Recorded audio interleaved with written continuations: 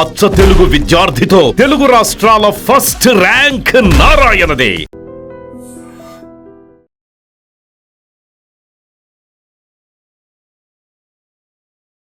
Hi namaste, welcome to iDream. నేను మీ anchor Pratyusha. ఈ రోజు మనతో పాటు dentist, motivational speaker and yoga trainer doctor Sneha Vemuri గారు ఉన్నారు. సో ఈ రోజు పర్టికులర్గా మనం రిలేషన్షిప్ గురించి మాట్లాడి మరిన్ని విషయాలు తెలుసుకుందాం. Hi ma'am, how are you? Hello. So చాలా మంది లైఫ్లో, ప్రతి ఒక్కరి లైఫ్లో, అది బిఫోర్ మ్యారేజ్ అయినా, అంటే లవ్లో ఉన్నప్పుడైనా సరే, పెళ్ళైన తర్వాత అయినా సరే, ప్రతి ఒక్కరి లైఫ్లో కొన్ని డిస్టర్బెన్స్ ఉంటాయి వాళ్ళ రిలేషన్షిప్లో. కొంతమంది అడ్జస్ట్ అయ్యి కంటిన్యూ చేస్తూ ఉంటారు, ఇంకొంతమంది నేను ఎందుకు అడ్జస్ట్ అవ్వాలి అసలు అని చెప్పి విడిపోతూ ఉంటారు. పెళ్ళైన వాళ్ళు విడాకులు కూడా తీసుకుంటున్నారు ఈ మధ్యలో, చాలా చూస్తున్నాం, చాలా ఎక్కువైపోయింది. ఎస్. సో అసలు ఏ విషయంలో అడ్జస్ట్ అవ్వాలి, ఎలాంటి విషయాల్లో అడ్జస్ట్ అవ్వకుండా మూవ్ ఆన్ అవ్వాలంటారు?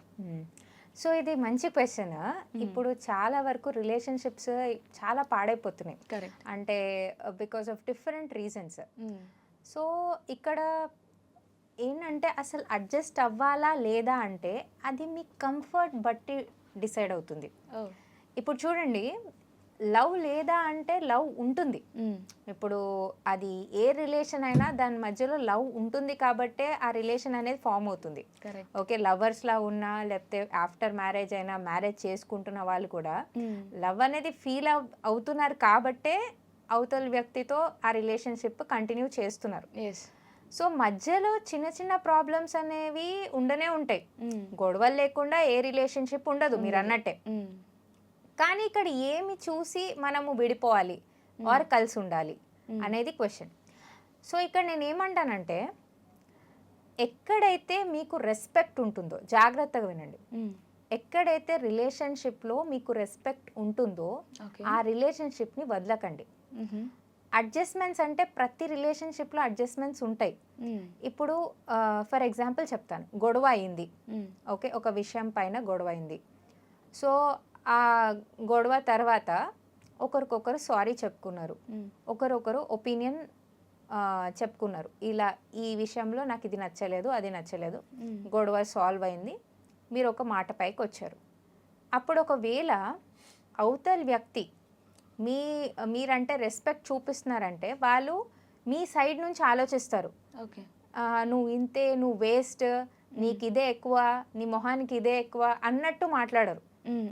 అంటే నీ లైఫ్ ఇంతే, నీకు ఇది దొరకడమే ఎక్కువ అన్నట్టు రెస్పెక్ట్ఫుల్గా ఉండరు.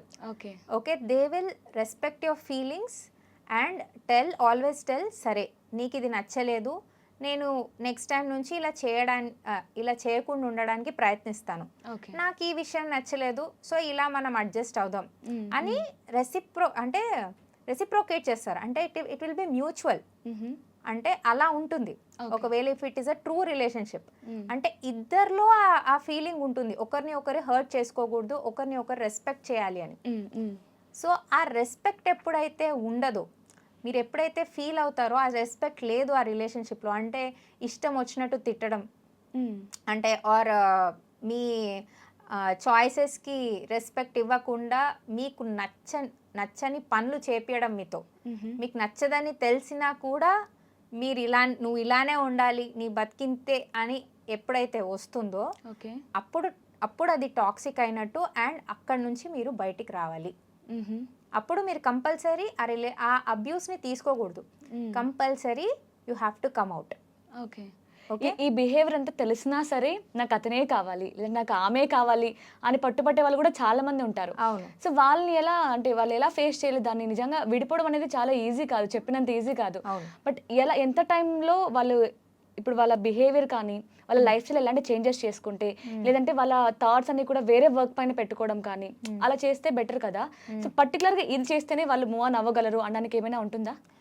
చూడండి, ఫస్ట్ ఆఫ్ ఆల్ అక్కడ లవ్ లేనప్పుడు, రెస్పెక్ట్ లేనప్పుడు మీరు అక్కడ ఉండి ఏం లాభం? ఫస్ట్ అది ఆలోచించండి. మీకు ఆ మనిషి ఇష్టం, ఓకే, మీ సైడ్ నుంచి చాలా లవ్ ఉంది, చాలా రెస్పెక్ట్ చేస్తున్నారు, చాలా లవ్ చేస్తున్నారు.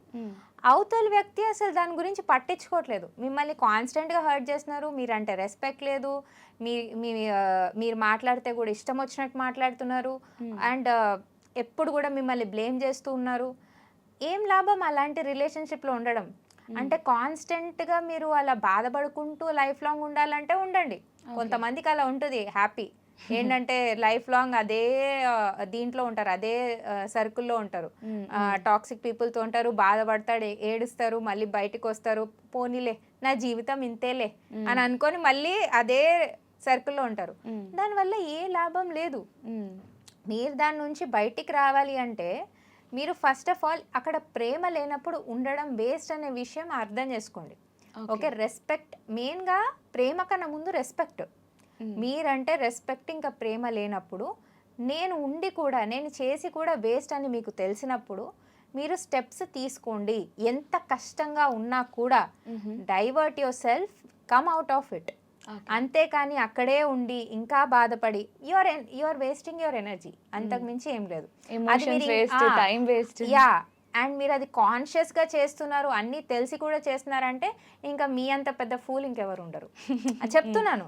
ఒకవేళ లేదు మీకు తెలీదు అది అలా, ఆ నేచర్ అలా టాక్సిక్గా ఉంది అని తెలీదు అంటే you can go for a counselling. అప్పుడు మీకు వాళ్ళు చెప్తారు క్లియర్గా, సో ఈ నేచర్ ఇలా ఉంది, సో మీరు దీని నుంచి బయటికి రావాలని, అప్పుడు ఆ స్టెప్స్ అయినా తీసుకోండి. అంతేకాని మీ లైఫ్ని మీరు అనవసరమైన విషయాలకి వేస్ట్ చేసుకోకండి. ఓకే, అండ్ ఇంకొకటి ఏంటంటే అడ్జస్ట్మెంట్స్ ప్రతి రిలేషన్షిప్లో ఉంటాయి. ప్రతి రిలేషన్షిప్లో ఎక్కడో ఒక దగ్గర అడ్జస్ట్ అవ్వాలి. అండ్ అదేంటంటే అడ్జస్ట్మెంట్ అవుట్ ఆఫ్ లవ్ అవ్వాలి. అంటే ఇప్పుడు ఒకరి పైన లవ్తో నువ్వు అడ్జస్ట్ అవ్వాలి, అంతేకాని నేను ఇది చేసా కాబట్టి నువ్వు అది చెయ్యి. ఈ మధ్య అంతా అదే ఉంటుంది, అంతే, అదేదో బిజినెస్ డీల్ లాగా, పోటీతత్వం అంతే. లైక్ నేను ఇది చేసా కాబట్టి నువ్వు అది చెయ్యి, అదే అంటే అది ఇట్ ఈస్ నాట్ లవ్. నువ్వు కనుక ఆ మనిషి కోసం నిజంగా నువ్వు హ్యాపీగా చేస్తున్నావు, ప్రేమతో చేస్తున్నావు అడ్జస్ట్మెంట్ అంటేనే అది లవ్, అప్పుడే చెయ్యి. లేదు నువ్వు కష్టపడి నువ్వు అంటే నీకు నచ్చక ఒకవేళ అడ్జస్ట్ అయినా కూడా, జనరల్గా అడ్జస్ట్ అయినా కూడా వాళ్ళు దాన్ని పట్టించుకోవట్లేదు. చాలా దగ్గర ఏం జరుగుతుందంటే మీరు అడ్జస్ట్ అవుతున్నారు ఒక విషయానికి చాలా ఇయర్స్ నుంచి, కానీ అవతల వ్యక్తి అది గ్రాటిట్యూడ్ చూపించట్లే. అయ్యో పాపం నా కోసం అడ్జస్ట్ అవుతుంది అని లేకుండా మళ్ళీ మళ్ళీ తిడుతున్నారు, అసలు దాన్ని రెస్పెక్ట్ కూడా చేయట్లేదు. సో నువ్వు అడ్జస్ట్ అయ్యి కూడా వేస్టే కదా. సో ఒకవేళ నువ్వు అడ్జస్ట్ అయినా అవతల వ్యక్తిని నీకు ఆ ప్రేమ గుర్తించాలి, ఎఫర్ట్స్ ని గుర్తించాలి. ఇప్పుడు అది డే టు డే లైఫ్ లో చూస్తాం, మార్నింగ్ నుంచి నైట్ వరకు ఉమెన్ వర్క్ చేస్తారు, మెన్ కూడా వర్క్ చేస్తారు. ఇంటికి వచ్చి అంత వర్క్ చేసి మళ్ళీ అడ్జస్ట్ అయ్యి అన్ని చేయాలి. ఇంటికి వచ్చి కూడా అన్ని రకాల హౌస్ హోల్డ్ కోర్స్ అన్ని కూడా ఉమెనే చేయాలి. అప్పుడు ఒకవేళ వాళ్ళని గుర్తించి అరే నువ్వు చేస్తున్నావు, ఇలా అడ్జస్ట్ అవుతున్నావు నా కోసం. ఇప్పుడు హస్బెండ్కి కొన్నిసార్లు ఫ్రస్ట్రేషన్స్ ఎక్కువ ఉంటాయి, ఆర్ కొన్ని బ్యాడ్ క్వాలిటీస్ ఉంటాయి. సో ఆ క్వాలిటీస్ ఉన్నా అడ్జస్ట్ అయ్యి సరేలే పర్వాలేలే నా హస్బెండే కదా అనే వాళ్ళు కూడా ఉంటారు. కరెక్ట్. అప్పుడు ఆ హస్బెండ్ సైడ్ నుంచి కూడా అయ్యో తిను నా కోసం ఇలా అడ్జస్ట్ అవుతుంది, నాకు ఈ బ్యాడ్ క్వాలిటీ ఉన్నా కూడా అడ్జస్ట్ అవుతుంది అని ఉండాలి. అంతేగాని లేదులే టేక్ ఇట్ ఫర్ గ్రాంటెడ్ లా తీసుకొని సరేలా అడ్జస్ట్ అవుతుంది కదా ఇంకా మనం ఎక్కువ చేద్దాం, అడ్జస్ట్ అవ్వాలి. అదే చెప్తున్నా కదా, నీ లైఫ్ ఇంతే, నువ్వు దీనికే పనికొస్తావు, రెస్పెక్ట్ లేకుండా నీ ఇష్టం వచ్చినట్టు అన్నమాట వాళ్ళతో బిహేవ్ చేస్తే అలాంటి రిలేషన్షిప్ అబ్యూజివ్ రిలేషన్షిప్.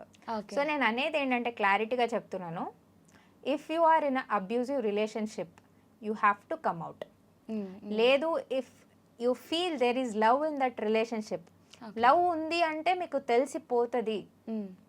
లవ్ ఉంది అంటే ఎప్పుడు కూడా వాళ్ళు మిమ్మల్ని హర్ట్ చేయరు, మిమ్మల్ని రెస్పెక్ట్ చేస్తారు. సో ఆ రెస్పెక్ట్ ఆ కేర్ ఉంది అంటే ఎంత అడ్జస్ట్ అయినా it's not bad, correct. And ఆ అడ్జస్ట్మెంట్ కూడా వాళ్ళు గుర్తిస్తారు, మీకు తెలిసిపోతుంది అది అడ్జస్ట్మెంట్ గుర్తిస్తున్నారని తెలిసిపోతుంది. అక్కడ నుంచి కూడా వాళ్ళు మీకోసం కష్టపడుతూ ఉంటారు. సో ఆ రిలేషన్షిప్ ఎంత కష్టమైనా మెయింటైన్ చేయడమే కరెక్ట్. అదే ఇలా ఉందనుకోండి, అబ్యూజివ్గా ఉందనుకోండి, compulsory you have to come out of it. Okay. So అంటే కొంతమంది తెలియకుండానే మిస్టేక్స్ చేస్తూ ఉంటారు, బట్ వాళ్ళకి వాళ్ళ పార్ట్నర్ అంటే నిజంగానే చాలా రెస్పెక్ట్ ఉంటుంది. సో అలాంటప్పుడు అడ్జస్ట్ అవ్వాలి అంటారు, అంతేనా? అంటే యా, తెలియకుండా మిస్టేక్స్ చేస్తున్నారు, బట్ రెస్పెక్ట్ఫుల్గా అయ్యో నా వల్ల ఈ తప్పు అయిపోయింది, నేను మళ్ళీ నెక్స్ట్ టైం రిపీట్ చేయను అని అలా ఉన్నారనుకోండి. సో దాన్ని నిజంగా చెప్పాలంటే మీ సైడ్ నుంచి కూడా సరే క్షమించేసేయండి ఆర్ ఫర్గివ్ చేయండి. ఓకే. మళ్ళీ మళ్ళీ రిపీట్ చేస్తున్నారు అనుకోండి అదే మిస్టేక్, సారీ చెప్తున్నారు, రెస్పెక్ట్ఫుల్గా ఉంటున్నారు, బట్ అదే మిస్టేక్ చేస్తున్నారు అనుకోండి, ఇట్ ఈస్ వేస్ట్ కదా. అవునవును. అంటే ఒక్కొక్కసారి మనం ఇచ్చే ఎఫర్ట్స్, మనం ఇచ్చే ప్రేమ వల్ల కూడా వాళ్ళు చేంజ్ అవుతారేమో కదా. కొన్నిసార్లు అవుతారు, కొన్నిసార్లు కాకపోవచ్చు. అంటే మీ ప్రేమని కూడా టేక్ ఇట్ ఫర్ గ్రాంటెడ్ తీసుకుని ఇది ఇంతేలే, కొంచెం ఏదో మాటలు చెప్తే ప్రేమగా బిహేవ్ చేస్తే మళ్ళీ లైట్ తీసుకుంటుంది అని మళ్ళీ అదే మిస్టేక్స్ చేస్తూ ఉంటారు. సో అప్పుడు ఏంటంటే మీరు పాపం అంటే సరేలే ప్రేమగా బిహేవ్ చేస్తున్నాడని అక్కడ ఉంటారు, కానీ ఏంటంటే దాని తర్వాత మళ్ళీ అదే అదే అదే మిస్టేక్ రిపీట్ అవుతుంటే మీరు కూడా భరించలేరు కదా. ఏదో ఒక టైంలో మీకు కూడా ఫ్రస్ట్రేషన్ వస్తుంది.